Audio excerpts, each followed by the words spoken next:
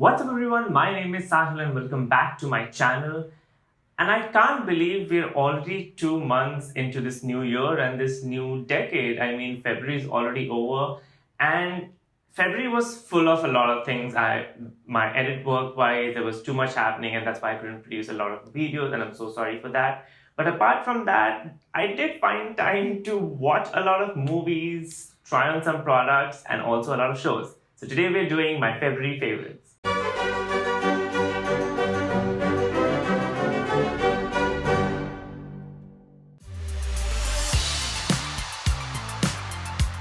Okay, this one is big. It took a decent part of my month away from me, but I'm so grateful and glad this happened. Is working with K-Beauty by Katrina. I got a call one day and from a couple of contacts I already had, and they wanted to do some videos for the Valentine's Day, called the Galentine's Day campaign, and also for the new line of products. And I was so happy and so glad that my work has reached that point where I can work with celebrities and their brands and endorsements. So I'm really grateful. And yes, working with K-Beauty was the moment of the month. Okay, time for some products. The first product I have is a body deodorant spray from MINISO called Twinkle Stones. I love this. I just keep going to MINISO every week when I'm in Colaba and I'm just like, let me just see what's there, what's not. And generally, I can't control myself and I walk out without buying anything. And I'm like, let me just see what deodorants these guys have. And this one is so cheap. It was for 90 rupees only, right? And 75 ml. So I honestly bought this deo thinking only that, in a few weeks I want to do a video about, cheap deodorants under 200 rupees, and I'm like, oh, this is 90, it's even below 100, and I'm like, let me give it a try and we'll see if they work or not. But this one is brilliant. Okay, for 90 bucks, 75 ml, it's easy to carry. Also, I feel it lasts so long, right? Like I can wear it, I can have a shower and I still have a hint of this deodorant, right? It's a little unisex. I mean, it's more on the men's side, but I think even if women wear it, it's perfectly fine. So I love this body series Nightshade Twinkle Stones from MINISO. Okay, next up, I have Forest for Men by Innisfree. It's a fresh all-in-one essence with Jeju phytonicide complex, if that's how you pronounce it. There were a bunch of range. I think they were in blue color and other colors as well. I think this is fresh, so every color changes is a different feel altogether. And I love this product. So I was kind of planning to bring in an essence into my skincare regime on an everyday basis anyway, and that's when I came across this. And I thought I'd just, try it. But this is brilliant. It's a pump, so all you have to do is take a few pumps, apply it, and you're done. It's so refreshing. Like even after my cleanser, I feel once I put this, I feel so refreshed and I feel so awake. Even at night, I just feel, just very calm. It all smells so good. Like it has this very nice, calming aroma to it. So yes, this Innisfree essence is love this month. Next up is a home product. For all of you who like me are into home decor, home improvement things, I have Diffuser Oil Coorg Mandarin by Forest Essentials. Now I first got this about 3-4 years ago.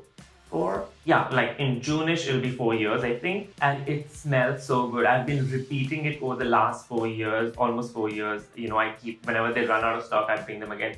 They're a little expensive, but I feel they last so long because all you need to do is put 3-4 drops of it and it lasts a good 1.5 hours and it just refreshes your room. Also, why I love this one, and there's one more, is because you feel like you've entered Taj, right? The hotel. Taj, if you notice, will always smell like this. When I was like, wow, what is the smell? And I just incidentally came across Forest Essentials and the both aromas match. Right now, in fact, the one behind is what is right now in the room. It's my Coorg Mandarin Forest Essentials Diffuser Oil. So yes, I've been loving this for the last 4 months. I'd run out of it, so back again in February. It's love for this month. Okay, next are my fashion purchases. I have 2 for this month. First up is this wallet from Milano. Now, what I noticed, a lot of you would be like, this is a female/women's wallet, which I agree. From Milano, I bought it from the women's section. But if you notice, about 2 months ago in Zara, for men, these kind of styles have actually come in. So not only has Zara started doing them, across the brands, you see this style of wallets for men as well, right? What I love about this, it's a little thick, yes, but it stores so much, right? So in this section, you can keep your cash, your cards, some change.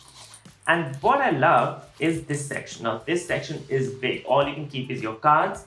Then there is a section here. There's a section here. And there's an entire section here. So it stores so many cards. Also because it's separated, right? Like if I need to just use my regular cards and my cash, this is it. But the cards you don't want to show all the time, especially your IDs or your credit cards or a membership, I put them here. So I don't have to open this if not required. So it's black, it's leathery. Also, the leather comes with like a lifetime warranty when it comes to Milano. So it was worth spending the money on this. Okay, up next I have these shoes from H&M. These amazing brown shoes. I have done a lot of brown shoes and I saw them in H&M. So they were for 3 grand. I know favorites is not about price, but I have to tell you guys this. It was about 3 grand, 2,999, and I got them for 1,312 rupees only. It was a major discount. And I was like, oh my god, I love these. I bought them. They're chunky, they're heavy, they're very masculine, and I just feel so confident carrying them. I just have to be very careful because I just love these shoes too much to break them, so I just want to be careful. So be it the day or night, just pair them with a nice pair of jeans, roll them up, and the look is just fantastic. So I love these shoes. Now it's time for my favorite movies. There are a couple of them. Now the first movie actually came in the theaters in December, but I didn't watch it then. I watched it when it came on Prime in February, is Mardaani 2. I wanted to watch it in the theater, but I was in that space where I just didn't want to watch something so heavy back then. So luckily it came on Prime and I got lucky. But it's just brilliant, right? Of course, it talks about something so important, which is rape. And Vishal Jetwa, who's the antagonist in this, who's the villain, who's the rapist, he's just beyond creepy. He is psychologically not in the right place in terms of the fact that, yes, I would say, in my opinion, most of the rapists are psychologically not at the right place. But this guy is just not a rapist. He wants to set women and show the women in their place, right? He's like, oh, you want to work or you want to get an education, you should be raped and shown your position, right? Like, that's his idea of what women should be, and that's why they should be raped. And of course, Rani Mukherjee is brilliant, and the end is just so cathartic. The way he just gets, pulled to justice is great. But Vishal Jetwa was fantastic.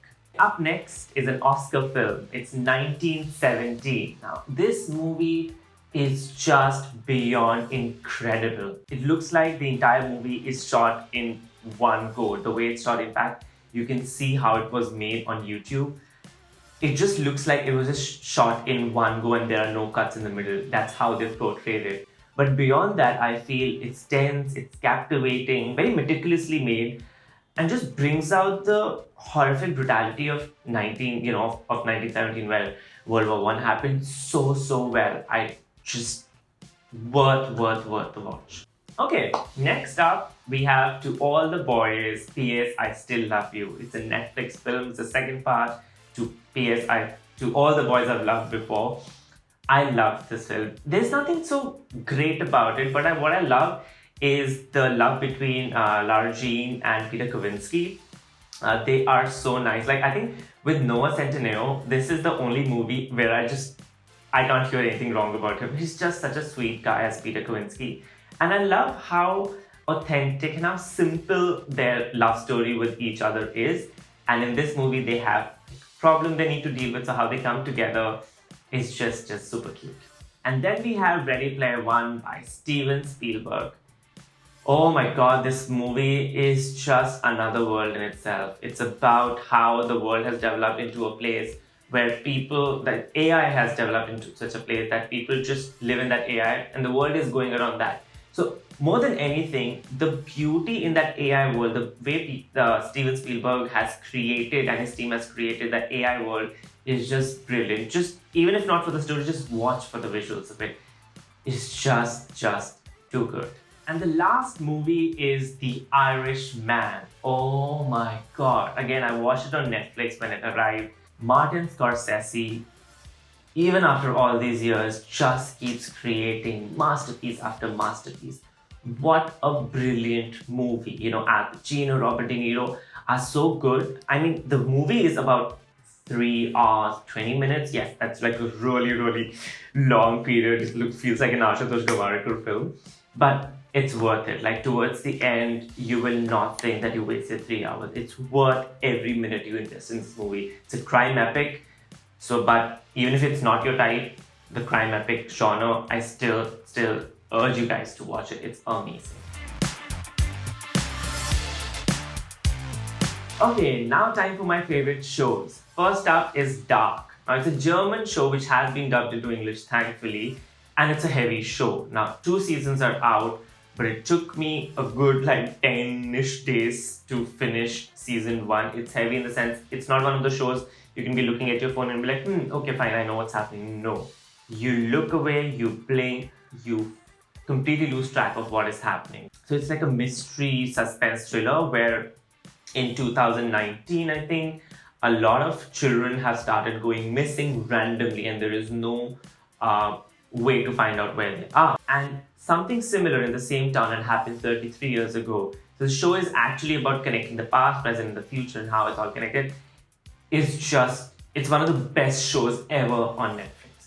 Ever. Okay, next up is one of the sweetest shows I've seen, Taj Mahal 1989. It's an Indian Netflix original show and it's a culmination of I think 5-6 stories, but essentially it's about everybody's definition of love, right? Taj Mahal being the metaphor for love, how everybody's journey to find love is different. It could be a simple and sweet one. It could be you can be married for 30 years. You can be in your school days.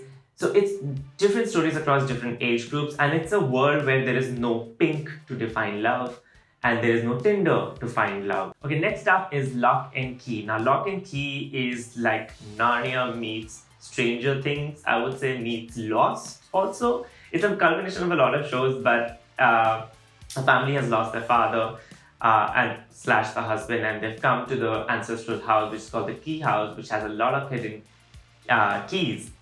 And their surname is Locke, L-O-C-K-E, so that metaphor. But it's just a damn good show. Like, it's 18 plus, even though it features a lot of children in it.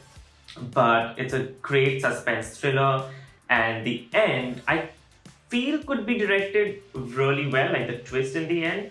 But it's still worth reaching there. And I can't wait for season 2. Okay, next up we have Prime. Gulshan Devaya starring in Afsos. Afsos is just a crazy story.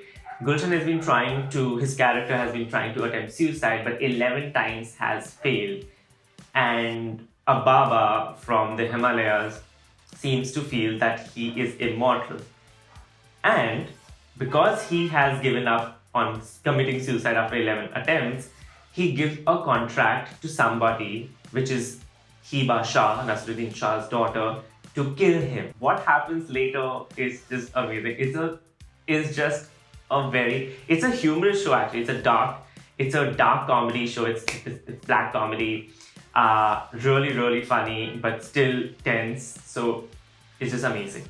Next up, I know a lot of you would have heard of this. I was just too late to watch it. It's called The Handmaid's Tale.